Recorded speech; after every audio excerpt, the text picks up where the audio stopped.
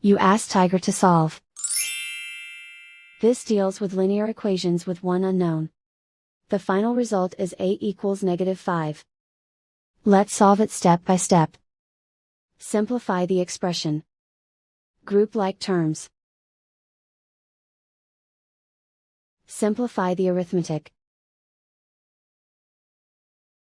Group all constants on the right side of the equation. Subtract 400 from both sides.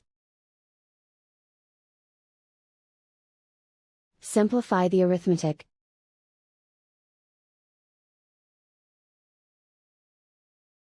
Isolate the a. Divide both sides by 80. Simplify the fraction.